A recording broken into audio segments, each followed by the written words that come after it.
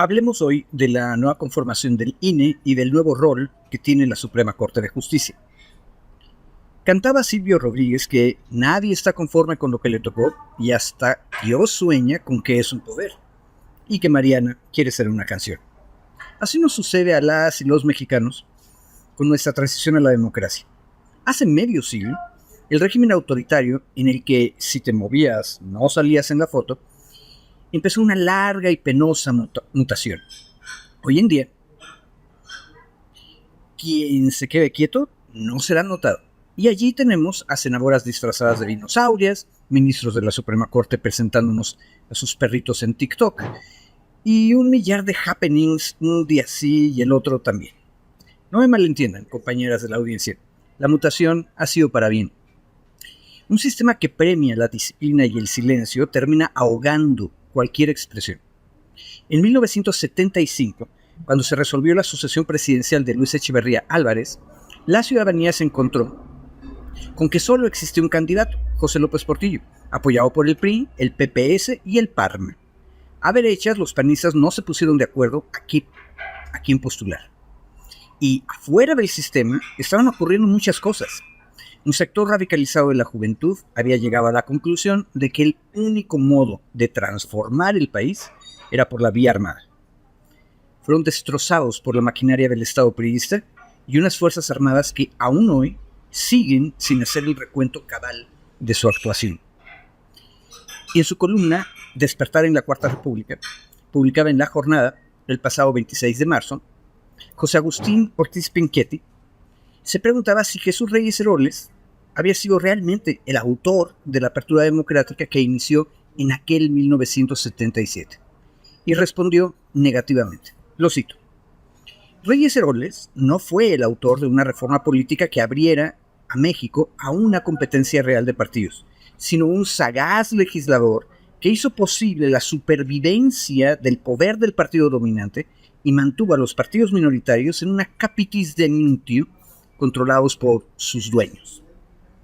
Pero la apertura que orquestó el secretario de Gobernación de López Portillo permitió que desde abajo y desde la periferia, mujeres y hombres conquistásemos espacios cada vez más democráticos. Ya nadie se acuerda hoy en día de la hazaña panista de conquistar municipios en Chihuahua, ni de la odisea del Partido Comunista y la COSEI creando un espacio libertario en Juchitán, en el Istmo de Tehuantepec, en Oaxaca. Pero cada una de esas pequeñas experiencias iban ampliando centímetro a centímetro el traje democrático que Reyes Heroles había confeccionado. Una década después, 1988, el sistema demostró su incapacidad para procesar elecciones realmente competidas. Hubo fraude y hubo represión. En 1994, la juventud y los pueblos indígenas de Chiapas debieron optar otra vez por la vía armada para que las élites políticas aceptasen darle autonomía a la autoridad electoral y dejarla en manos de las y los ciudadanos. Pero esas élites pactaron un arreglo que les asegurase el control de esos avances democráticos. El consenso neoliberal no debía ser tocado, y así nació un IFE cooptado por las élites parlamentarias. A veces funcionó bien, 1997, 2000, y a veces muy mal, 2006, 2018. Todo dependía, si lo vemos con atención, en qué tanto estaba movilizado el pueblo. Pero y con todo y que había gran movilización a veces, las élites se cuidaban y permanecían. Ahora bien, a veces ni siquiera la movilización popular sirve. Luego del fraude electoral del 2006, descubrimos que el pacto de élites había dejado una trampa adentro del sistema, un tribunal formalista que en caso de emergencia podía sacramentar el fraude. Sin embargo, la victoria de Calderón fue pírrica. El proceso desprestigió tanto al árbitro que ni siquiera las dirigencias partidistas en San Lázaro se pusieron de acuerdo y el IFE languideció por largos meses sin completar el número de sus consejeros, más o menos como ahora está el INE. De esa crisis nació la regla de quitarle a las élites del partido la posibilidad de proponer consejeros, lo que un comité técnico plural hace hoy en día. Y si los partidos no se ponen de acuerdo, las y los consejeros se insaculan, es decir, hay tómbola. Al mismo tiempo que el presidente López Obrador propuso reformar de raíz el sistema democrático, cambiando la Constitución, el Plan A, o bien reformar la operación del INE, el Plan B, la Cámara de Diputados debió designar 4 nuevas consejerías, una de ellas la persona que sería consejera presidenta del organismo. El comité técnico preparó en absoluta transparencia las 4 quintetas y tanto Morena como el presidente se manifestaron partidarios de usar la insaculación o tómbola. Intuíamos, tenemos mucha experiencia, que si se abría una negociación, terminaríamos designando representantes de partidos y élites. A regañadientes, la oposición parlamentaria terminó aceptando. Y la tómbola nos regaló 4 nuevas consejerías capaces y no amarradas por el voto de las fracciones parlamentarias. La inusitada vigilancia ciudadana a esta designación de consejeras y consejeros del INE tuvo otro efecto benéfico. Las y los recién llegados han demostrado una mayor sensibilidad al reclamo popular de reducir sus estipendios. Antes de ellos, solo el potosino Martín Faz había hecho eso. Al parecer, ahora tendremos 5 de 9 consejerías que cumplan el mandato de no ganar más que el presidente de la República. ¡Bravo! ¿Significa que ahora hay una mayoría morenista en el INE? No. Las recientes reglas que el instituto impuso a quienes participan en el proceso interno para designar a la persona que coordinará la defensa de la Cuarta Transformación entre 2023 y 2024 nos indican que el árbitro electoral es independiente y serio. Otra vez, ¡bravo! Ojalá y pronto podamos avanzar igual en la renovación del Tribunal Electoral. Será más complicado. Algo tienen las y los abogados que todo lo enreda. Se los dice un abogado.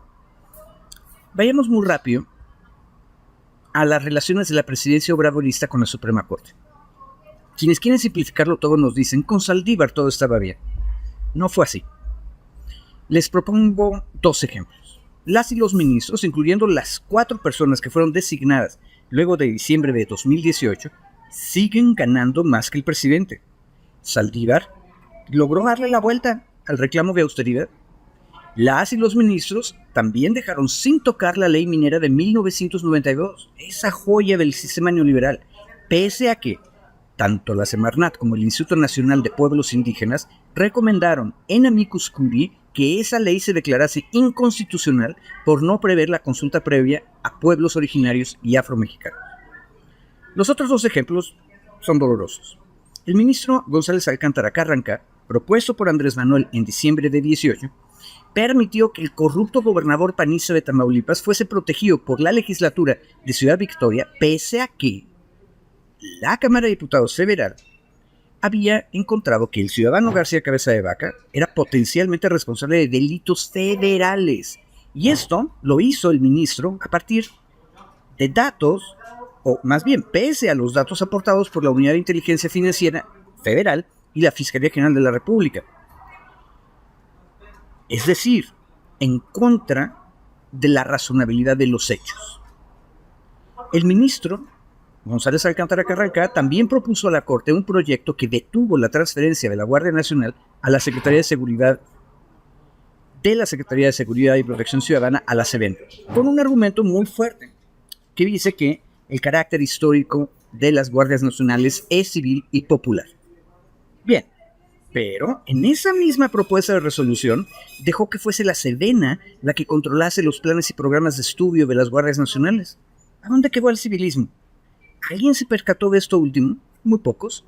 La derecha aplaudió a rabiar a la Corte porque le dio palo al obradorismo, pero nada dijo sobre el control educativo militar en la formación de la nueva corporación.